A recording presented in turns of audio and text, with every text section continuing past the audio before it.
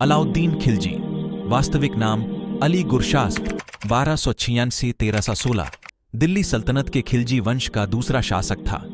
वो एक विजेता था और उसने अपना साम्राज्य दक्षिण में मदुरई तक फैला दिया था। इसके बाद इतना बड़ा भारतीय साम्राज्य अगले 300 सालों तक कोई भी शासक स्थापित नहीं कर पाया था।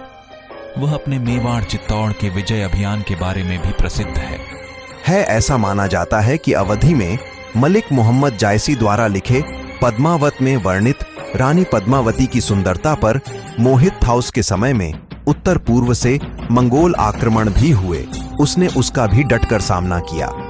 अलाउद्दीन खिलजी के बचपन का नाम अली गुरशास्प था।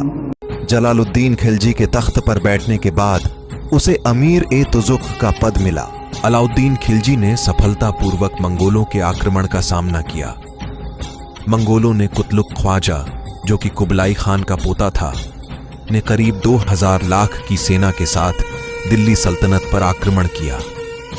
अलाउद्दीन खिलजी मंगोलों से सीरी दुर्ग के पास मिला और युद्ध के मैदान में मंगोलों से मुलाकात की और आसानी से उन्हें हरा दिया।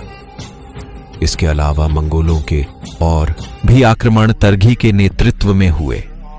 हालांकि मंगोलों को प्रत्येक बार पराजय का सामना करना पड़ा, लेकिन उन्होंने अपने हमले को जारी रखा। अन्य मंगोल आक्रमण मंगोल सेनापति किबाक, इकबाल मंद खान और तारताक के नेतृत्व में हुए, लेकिन अलाउद्दीन खिलजी के लौह नीति ने उनकी प्रत्येक इच्छा को नेस्तनाबूद कर दिया। अलाउद्दीन खिलजी के मंगोलों के प्रति सबसे पहले खिलजी को सुल्तान जलालुद्दीन फिरोज के दरबार में आमिर आई तुजुक बनाया गया। 1291 में मालिक छज्जू ने सुल्तान के राज्य में विद्रोह कर दिया। इस समस्या को अलाउद्दीन ने बहुत अच्छे से संभाला, जिसके बाद उसे कारा का राज्यपाल बना दिया गया। 1292 में भिलसा में जीत के बाद सुल्तान ने अलाउद्दीन को अवध प्रांत भी दे दिया। अलाउद्दीन ने सुल्तान से विश्वासघात करते हुए उन्हें मार डाला और दिल्ली के सुल्तान की राजगद्दी में विराजमान हो गए। अपने चाचा को मारकर दिल्ली की गद्दी में बैठने के बावजूद उसे 2 सालों तक कुछ विद्रोहियों का सामना करना पड़ा। समस्या का सामना खिलजी ने पूरी ताकत के साथ किया।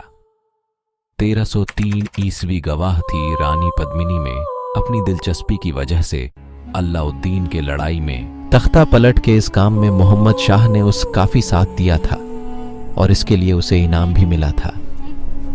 अलाउद्दीन खिलजी ने उसे अपने हरम में आने की इजाजत दे दी थी। मोहम्मद शाह ने इस मौके का फायदा उठाकर उसने अलाउद्दीन की बेवफा बेगम चिमना से अपने रिश्ता बढ़ा लिए। इस जोड़ी ने मिलकर अलाउद्दीन खिलजी की हत्या की साजिश रची ताकि वो दोनों खुद सुल्तान और बेगम